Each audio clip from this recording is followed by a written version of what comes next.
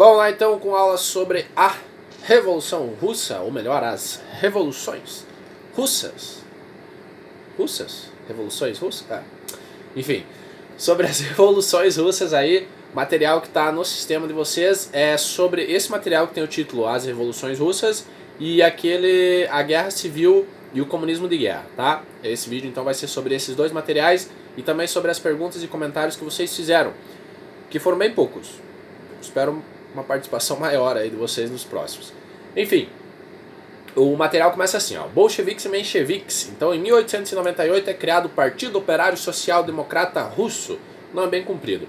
E esse partido reunia grupos contrários ao regime czarista, operários, camponeses, profissionais liberais, burgueses, etc. Beleza, professor, mas aqui você coloca burgueses e operários dentro do mesmo partido. Como assim? Eles não são grupos contraditórios que lutam, né? O conflito de classes lá, não são eles os dois que protagonizam esse conflito de classes? Mais ou menos. São esses dois que protagonizam o conflito de classes, segundo o senhorzinho Marx, aí, que nós vamos ouvir ele algumas vezes nessa aula. Eles vão protagonizar o conflito de classes numa sociedade industrial. O regime czarista ele era muito feudal ainda, certo? Né? Naquela ideia que eu já tinha passado em uma outra aula, que a Rússia tinha um pé no feudalismo e um pé numa sociedade industrial, então ela estava nesse momento de transição. O que esses grupos tinham em comum, então? Essa oposição ao regime czarista. Então, apesar de burgueses e operários posteriormente estarem em lados diferentes do conflito de classes, aqui eles ainda estavam juntos porque eles eram contra o regime czarista, eles eram contra um regime governado por uma burguesia, eles eram contra um regime governado pela igreja, por exemplo, certo? A união da igreja com a nobreza, da igreja com a nobreza, perdão, né? Falei burguesia, achando. Então a união da igreja com a nobreza. Esses grupos eram contrários a esse governo, certo? Então operários, camponeses, profissionais liberais, burgueses, profissionais liberais, entendo aqui médicos, por exemplo, dentistas, advogados, professores, certo? Esses são os profissionais liberais. Eles eram contrários ao regime czarista, tá? Que eles consideravam atrasado, o que fazia bastante sentido com relação ao que estava vivendo o resto da Europa, né? Já fazia mais de 100 anos que a Revolução Francesa já tinha acontecido, a Revolução Industrial já tinha se consolidado em países como a Inglaterra, a Bélgica, a Alemanha, a França, os Estados Unidos já tinham um poderio industrial bem forte nesse período aqui da Revolução Russa. Então, para esses países, a transição já havia acontecido para uma república moderna, mas a Rússia ainda estava presa nesse regime czarista, um regime bastante atrasado nesse período que a gente está estudando aqui, tá? E esse pessoal, os operários, camponeses, profissionais liberais, burgueses, o pessoal aí do Partido Operário Social Democrata Russo, sabia que esse regime russo ele era um regime atrasado. Então ele tinha que mudar e eles iriam se unir para mudar esse governo. Ou mais ou menos, pelo menos, certo?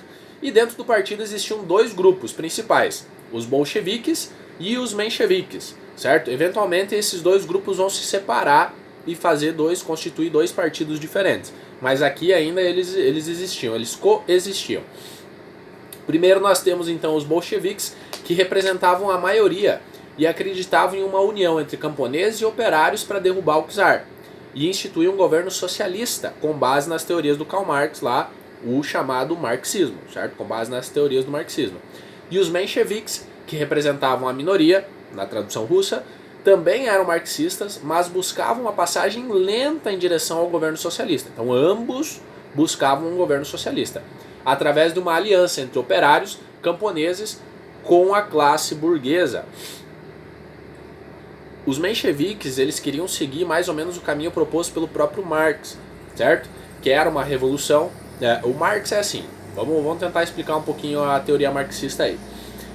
Mas basicamente, isso vai acontecer com muitos pensamentos ali do século XIX, 1800 e pouco, que é o chamado positivismo. Que eles vão ver a história como uma escada, certo? Então o ser humano começou aqui e com o tempo ele foi melhorando, certo? Cada novo sistema vai ser melhor do que o sistema anterior. Mais ou menos como se fosse uma escada, em direção a uma evolução. Isso vai se dar o nome de pensamento positivista. certo? O pensamento marxista, na direção desse pensamento positivista, ele vai levar em consideração as questões econômicas, principalmente. Marx ele vai estudar a sociedade a partir do ponto de vista econômico e como que a economia muda ou altera o resto da sociedade, as relações de trabalho, por exemplo, e assim por diante. Mas a base da teoria dele é a economia. Tá? E daí, nessa teoria dele, ele vai dizer... Então, primeiro teve lá o regime de comunidades primitivas, lá na pré-história. Aí depois tiveram os regimes escravistas, que terminaram lá com os romanos. Aí depois teve o regime de servitude, da Idade Medieval, certo? De servidão. Aí depois teve a Revolução Capitalista, que tem a sua máxima expressão na Revolução Industrial e na Revolução Francesa. Aí o Marx continua essa escada, certo? Vai dizer, olha, uma hora vai chegar aí que as tensões entre as classes aqui dentro do capitalismo vão ser tantas que o sistema vai mudar de novo. E aí vai vir o socialismo, certo? E eventualmente o socialismo vai acabar, porque não vai mais ser necessário, e nós vamos chegar ao comunismo. Sobre essas questões eu vou falar um pouquinho mais adiante, sobre o socialismo e o comunismo. Mas o que eu quero que vocês entendam aqui é que esse pensamento desse pessoal aqui via a questão nessa direção, numa escada. Tá? Cada novo sistema vai evoluir e vai melhorar. Os mencheviques seguiam mais ou menos à risca, né? Eles propunham essa revolução que ia instituir o capitalismo na Rússia, certo? Os bolcheviques já estavam pulando esse processo da revolução. Não ia ter a revolução capitalista. Eles iam ir direto para o socialismo. Por quê? Isso eu vou responder depois, porque alguém perguntou isso e eu vou deixar as perguntas que vocês fizeram para o final. Tá? Mas os mencheviques, então, eles propunham uma revolução que instituiu o capitalismo, e aí depois que o capitalismo estivesse instituído, consolidado na Rússia, é que eles iriam em busca do socialismo. Os bolcheviques estavam pulando esse processo aqui e queriam ir direto para a revolução do proletário e instituir um governo socialista sem ter um capitalismo consolidado. Tá? Mas a base é, ambos os grupos, mencheviques e bolcheviques, eram marxistas. Ambos procuravam o socialismo, mas os dois por caminhos diferentes. E sim, a burguesia fazia parte desse processo também. E aí nós temos a Revolução de Fevereiro. Em fevereiro de 1917, hoje a rua está movimentada. Vou fazer uma pausinha, tomar uma água aí.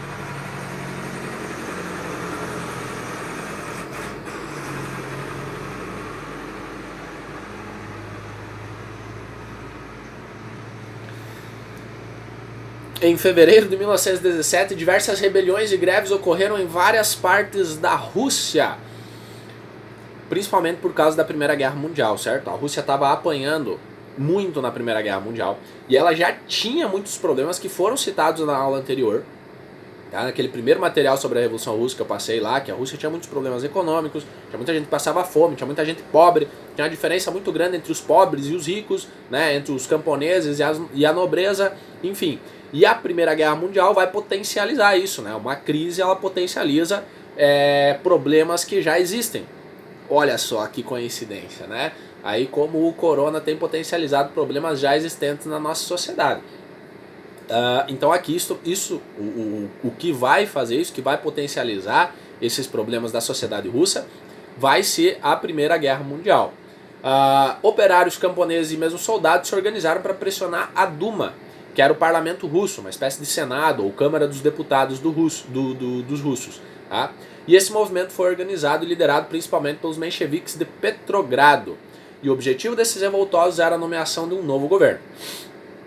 Antes da gente seguir aqui, eu quero fazer um destaque que eu fiz para vocês que foram meus alunos o ano passado, no terceiro 1, no caso, no segundo 1, né, o ano passado, e no segundo 2 eu também falei sobre isso à tarde, sobre a Revolução Francesa, e de como que esses grandes movimentos da história, como foi a Revolução Francesa e como foi a Revolução Russa que a gente está estudando aqui, eles começam por uma parada razoavelmente simples, que é a fome, certo?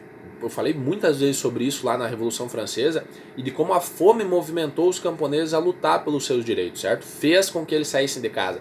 Até então, aqui os russos eles viam os problemas sociais. Não era de agora que eles tinham aparecido. mas porque agora especificamente foi que eles foram para as ruas, certo? Eles foram lutar por esse novo governo, por uma mudança, ou enfim. Por que agora? Que a fome se agravou muito mais. Tem um textinho aqui no livro de vocês, na página 29, que é um depoimento que foi enviado por um ministro do russo. E o texto diz o seguinte, e aqui vem mais um paralelo com a Revolução Francesa, certo? A Revolução Francesa e a Revolução Russa têm algumas coisas em comum. A fome, como um dos motivos que vai fazer esse pessoal ir para a rua, e o papel das mulheres no início da Revolução. E é isso que esse texto vai falar, né? As mães de famílias, esgotadas por permanecerem horas intermináveis nas portas das lojas, acabrunhadas com a visão dos filhos esfaimados e doentes, talvez estejam agora muito mais perto da Revolução. A fome delas, o desespero delas, são reservas de matéria inflamável que não precisam mais que uma centelha para deflagrar um incêndio. 2 pontos que são citados aqui, a fome e o papel das mulheres, como eu citei antes, né? Essa é uma parada um pouquinho difícil talvez para explicar, mas é mais a questão de você ver a tua família passando fome e você basicamente não poder fazer nada, certo? Isso gera um sentimento de revolta tão profundo que faz com que pessoas que mesmo que no geral elas talvez não entendam exatamente o que está acontecendo, ou que elas não tenham planos concretos, não era interesse delas, por exemplo, alterar a forma de governo, alterar o modelo econômico, organizar o socialismo na Rússia, enfim, mesmo que não fosse esse o objetivo, ainda assim elas saíram em luta, certo? Por um motivo muito mais simples, comida, certo? O pessoal precisa comer. E quando a fome aperta, os ânimos se elevam, certo? Enquanto o pessoal lá tá comendo bem, tá bem alimentadinho, o pessoal ele tende a não se revoltar tanto. Mas quando a fome aperta, quando você vê outras pessoas passando fome, pessoas da sua família, certo? Quando você vê pessoas da sua família morrendo de fome, isso faz com que as pessoas se revoltem muito mais, tá? Então a fome, a guerra aqui, vão ser problemas que vão levar esse pessoal, os operários, vão levar os camponeses, vão levar soldados a lutar contra o seu governo, mesmo que eles acreditassem que esse governo tivesse sido escolhido divinamente, né, que Deus tenha escolhido ele, né, que é essa ligação entre a igreja e o Estado, ainda assim eles vão para a rua, certo? Eles vão para alterar essa forma de governo. Nota, não quero dizer que esse foi o único motivo, mas é um motivo que tem que ser levado em consideração. Tá? Esse pessoal conhecia as ideias socialistas muito em função lá do papel dos sovietes, que liam livros do Marx, por exemplo, o Manifesto Comunista, passavam esses livros para as organizações operárias. Enfim. Diante desses problemas todos, então o Czar Nicolau II ele abdica do trono. Ele sai, ele abandona o governo, certo? Ele diz, beleza, então você não tá bom assim, então vocês deem um jeito aí. E aí é formado um governo provisório. Porém, o novo governo mantém a Rússia na guerra. E esse fato gerou grande oposição dos populares, né? Um dos motivos deles pedirem a saída, a derrubada do governo, era retirar a Rússia da guerra, tá? O que não vai ser feito pelo governo dos mencheviques. Os mencheviques vão manter a Rússia na guerra. E aí a oposição vai ser liderada agora pelos bolcheviques, tá? E nós temos a Rússia socialista e a Revolução de Outubro. Até a Revolução de Fevereiro, a maior parte das lideranças bolcheviques estava presa ou exilada, como consequência do Domingo Sangrento. Então, né, aconteceu o Domingo Sangrento lá em 1905, material que já foi passado, e aí as lideranças bolcheviques elas foram expulsas do país, ou presas, ou algumas fugiram do país para não ser presas, certo? E aí com o fim do czarismo, esses presos políticos eles foram libertados, e os exilados puderam retornar ao país, aqueles que estavam fora do país puderam voltar. E é nesse contexto que duas das principais lideranças bolcheviques voltam à atuação. Vladimir Lenin e o Leon Trotsky, certo? Deixa eu corrigir aqui. Em abril de 1917, Lenin escreve as chamadas Teses de Abril, construindo os principais lemas do partido bolchevique. Paz, terra e pão. E o outro, todo poder aos sovietes, certo? Isso foi escrito lá nas Teses de Abril de 1917. O que era a paz? Obviamente a saída da Rússia da guerra. A terra era a redistribuição, era a reforma agrária. Reforma agrária. Redistribuir as terras dos nobres e da igreja entre os camponeses. E pão era dar comida para a população que estava passando fome. Então esses três pontos estavam nessas teses de Abril. Retirar a Rússia da guerra, reforma agrária, alimentar a população. Tá? Só um adendo. Bom, depois eu faço. Em outubro de 1917, então, liderados por Lenin, os bolcheviques tomam o Palácio de Inverno, a sede do governo, e instituem um novo governo. Basicamente, essa Revolução de Outubro ela vai ser bem pacífica, digamos assim. Nos termos do historiador Hobsbawm, ele vai dizer que os bolcheviques pegaram o poder, que não tinha um poder na Rússia. Com a saída do czar, que já estava bem enfraquecido, os mencheviques não conseguiram instituir uma forma de governo. Eles não conseguiram governar. E os bolcheviques vão ser o único partido nesse período aqui, segundo Hobsbawm, que vai ter uma organização política e um plano de governo forte o suficiente para governar a Rússia. Fica aqui a questão de vocês imaginar que a Rússia era um país de muitas etnias, de muitos povos diferentes. E com a Revolução, mesmo com o tratado lá que vai tirar a Rússia da guerra, depois a Rússia perde alguns territórios, mas ainda assim, a maioria do seu território, a maioria esmagadora do seu território, que é esse território que nós temos hoje na Rússia, que é gigantesco, é o maior país do mundo, ele foi mantido sob o governo dos bolcheviques. Então eles conseguiram instituir um governo forte o suficiente para manter a unidade russa e para governar a Rússia. No termo do Hobsbawm, os bolcheviques não tomaram o poder. Eles não tiraram o poder de alguém. Eles pegaram o poder. Estava ali, estava vazio, não tinha um vácuo de poder na Rússia com a abdicação do czar Nicolau II. Os mencheviques não conseguiram organizar uma forma de governo e os bolcheviques, então, eles só tomaram o poder. Eles pegaram o poder para eles. Tava ali, tava largado ali. Acharam, eita, olha só, um governo, vamos ter que organizar então. Sob a liderança de Lenin, os sovietes assumem o poder. Agora o adendo que eu ia fazer antes, saiu uma série da Netflix sobre o Trotsky. E é uma série que foi feita na Rússia, é de uma TV russa. Mas eu tava dando uma olhada em umas críticas a respeito e aparentemente ela não é muito boa historicamente falando. Então eu não recomendo ela pra vocês aí, se alguém já deu uma olhadinha, se alguém já viu lá algumas coisas a respeito, eu não recomendo ela pra vocês. A série é Trotsky. É da Netflix e aparentemente ela tem vários erros históricos. Então eu não recomendo pra vocês, tá? Se vocês quiserem entender um pouquinho mais sobre a ideia de esquerda e direita, que eu tava falando lá no começo, tem um vídeo do Leitura Obriga a História que ele fala sobre isso. É complicadinho para entender, mas vale a tentativa, tá? E aí nós vamos seguindo, certo? O novo governo, então, socialista, bolchevique, retirou a propriedade da burguesia, bancos, indústrias, estradas de ferro e as tornou propriedade do Estado, estatizou. Então, eles vão instituir um governo socialista. No governo socialista, tudo pertence ao Estado para depois tudo ser redistribuído, certo? Essa é a ideia do governo socialista, da ditadura do proletário.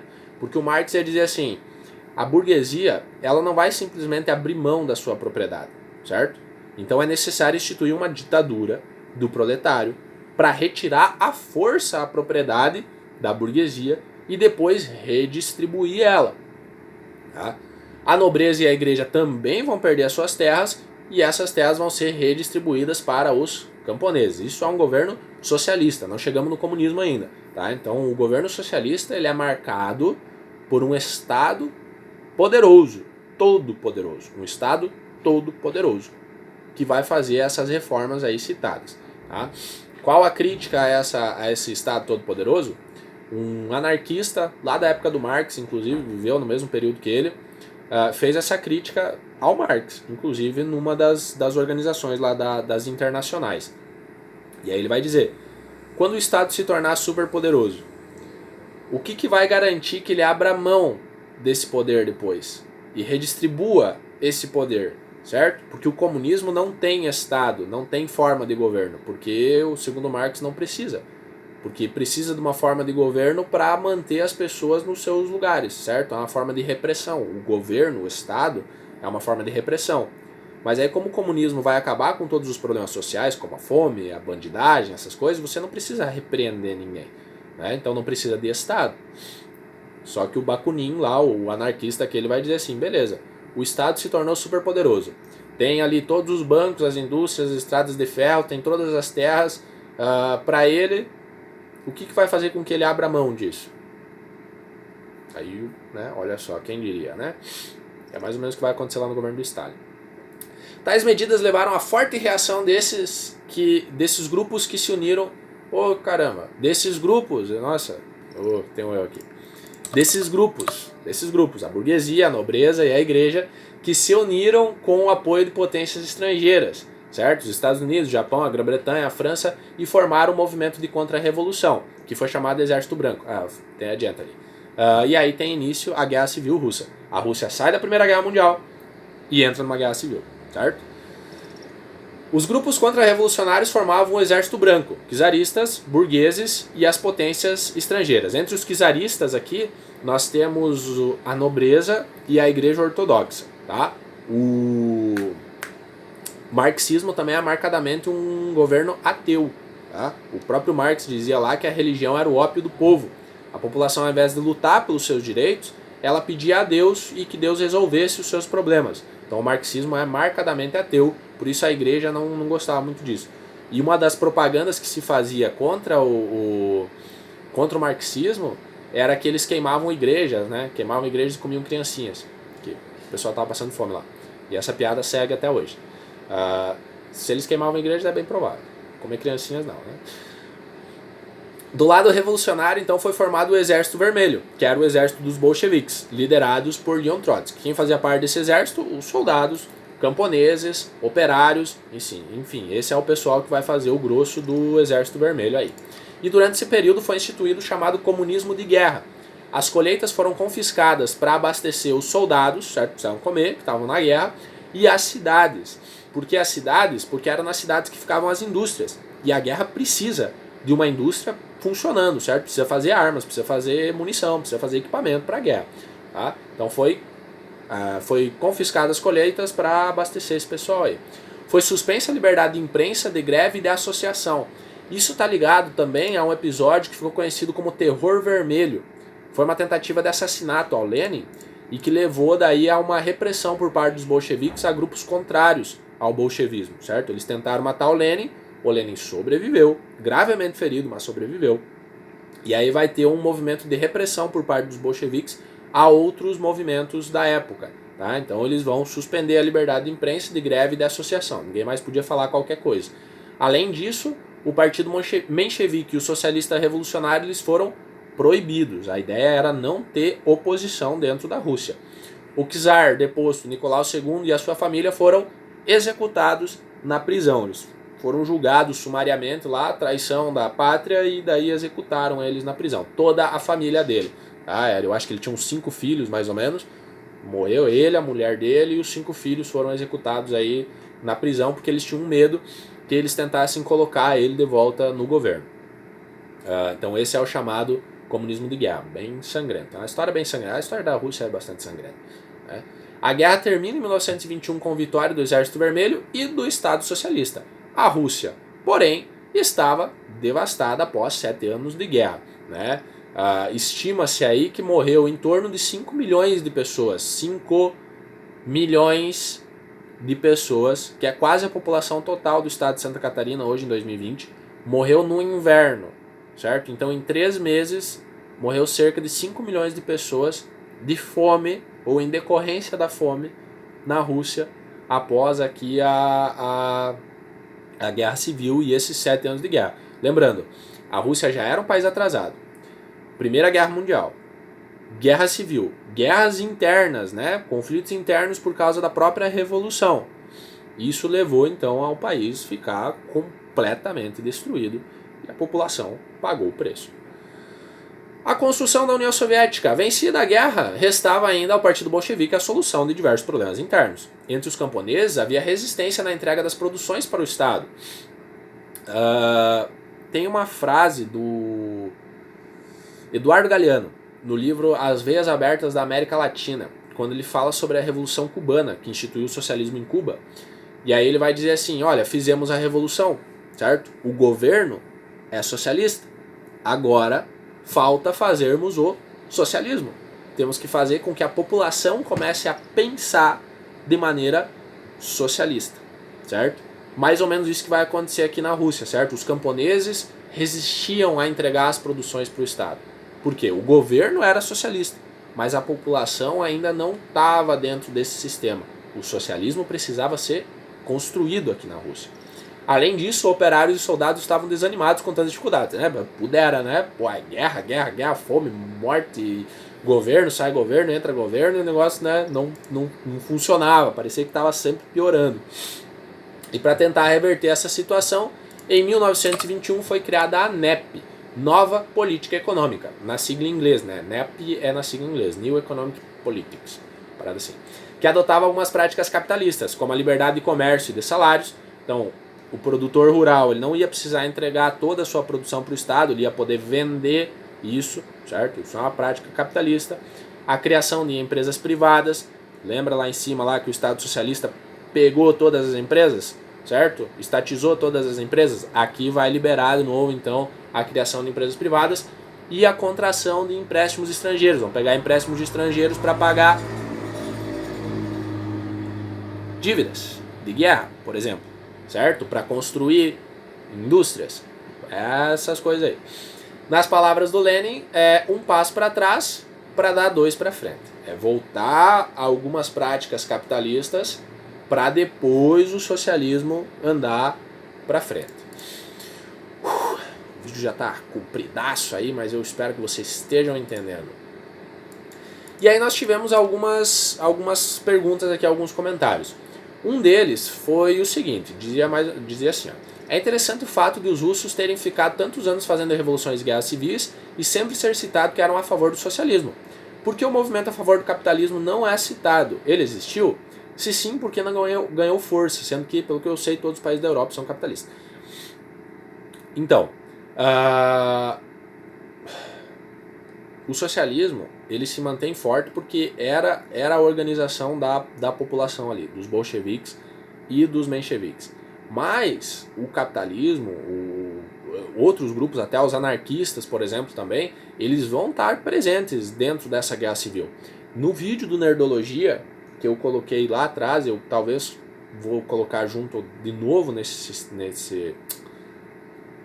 colocar de novo aqui, o do Nerdologia que fala sobre as revoluções, fala lá dos grupos que participam da guerra civil. Então tinha o grupo dos bolcheviques, que eram socialistas, tinham grupos dos anarquistas, tinham grupos que queriam retornar ao czarismo, então eram os monarquistas, e tinham grupos burgueses que defendiam o capitalismo. Esses aqui principalmente apoiados daí pelas potências estrangeiras, né? Esses dois juntos formavam o Exército Branco, o grosso do Exército Branco, tá? Mas o capitalismo ele também, uma parcela da população russa buscava também pelo capitalismo, né? Principalmente os burgueses, os capitalistas, olha só, quem diria. Mas como eu falei, o Partido Bolchevique era o que tinha a maior organização, era o que estava melhor organizado. Por isso se manteve no poder. Mesmo com todas essas dificuldades, ele se mantém no poder quase sem perdas territoriais, quase sem perder populações que se tornaram independentes, né? Perderam populações porque morreram, mas não porque se tornaram independentes. Então elas ficaram embaixo sob o governo bolchevique. Era o governo, segundo o Eric Hobsbawm, o historiador Eric Hobsbawm, que vai estudar esse período aí também, era o partido que estava melhor organizado para organizar um governo. Tá? Por isso que eles se manteram socialistas, ou esse pensamento se manteve durante tanto tempo. Mas outros grupos, né, como os monarquistas e os capitalistas, existiam também. Teve uma outra... Deixa eu ver aqui. Tá. Foi comentado sobre os mencheviques, onde eles seguiam o marxismo e desejavam o desenvolvimento industrial na Rússia. Marx defende o socialismo e na ideia do que desejavam, eles esperam pelo capitalismo. Blá blá blá blá blá blá, e também sobre os bolcheviques desejarem uma revolução imediata na Rússia, mesmo se não existir proletário suficiente, fazendo com que buscassem outros suportes, né, como os camponeses. Certo. Marx dizia que o socialismo só podia acontecer numa sociedade onde o capitalismo já tivesse estabelecida, onde a revolução industrial já tivesse estabelecida, já tivesse criado uma massa de operários e que a situação fosse tão degradante, a diferença entre o burguês aqui em cima, o capitalista aqui em cima e o operário aqui embaixo fosse tão grande que ia revoltar tanto o proletariado que eventualmente eles iam tomar o poder, certo? A situação, a diferença entre os dois grupos ia ser tão gigantesca que esse povo aqui não ia aguentar essa situação e ia tomar o poder. Mas por que isso não aconteceu na Rússia, já que eles pularam esse período da Revolução Industrial, por exemplo? Foi num país com o capitalismo industrial atrasadíssimo. O Marx, inclusive, lá quando ele vai escrever essas teorias, 1860, 1870, ele tinha em mente a Alemanha e a Inglaterra, países industrializados. Ele vai fazer uma crítica, inclusive, à Rússia. A Rússia tinha um movimento socialista bem forte já naquela época, certo? Um movimento marxista já na época em que o Marx estava vivo, 1870, 80. Só que ele vai dizer, a Rússia é muito atrasada, certo? Não tem uma massa de operários. Mas por que então os bolcheviques vão manter essa ideia de pular a criação de uma sociedade industrial? Porque segundo os bolcheviques, a burguesia russa ela era muito fraca. A burguesia russa ela era muito fraca para realizar a revolução. Ela não tinha como realizar a revolução. Isso vai se mostrar acertado. Quando eles realizam a revolução e chegam ao poder lá em fevereiro, eles não conseguem se manter no poder. Não era uma classe forte o suficiente para instituir um governo. E os bolcheviques, então, eles vão buscar aliança com os camponeses e vão pular a revolução industrial, certo? Vão pular o governo capitalista e vão ir direto para a ditadura do proletariado. Vão dizer, olha, a burguesia é muito fraca para realizar a revolução aqui na Rússia. Nós temos que seguir um outro caminho. Nós vamos pular, então, a revolução burguesa e nós vamos ir direto para a revolução do proletariado. Tá? Não sei se eu respondi bem aí. Mas basicamente é assim, os bolcheviques acreditavam que a burguesia russa era muito fraca para realizar a revolução. Não tinha poder político para realizar a revolução. Então eles pulam a revolução da burguesia e vão direto para a revolução do proletário. Ok? É interessante o fato da Rússia ter lutado muito, tanto internamente quanto externamente, e hoje ser um país capitalista. Quanto a isso, nada a dizer, né? Chega mesmo a ser irônico. Comentário do texto sobre a construção da União Soviética, continuação do livro, achei interessante que apesar de ter se tornado uma das grandes nações do século XX, a União Soviética teve sua história marcada por diversas disputas políticas e momentos de crise. Isso é interessante mesmo, porque nós estamos aqui, 1921 foi a última data que eu passei para vocês ali, que foi a data de criação da NEP, né, da Nova Política Econômica. Em 1929, 1933, a Rússia já era um modelo econômico, certo? A União Soviética já era um modelo econômico, ela já assustava o resto do mundo com o seu potencial econômico.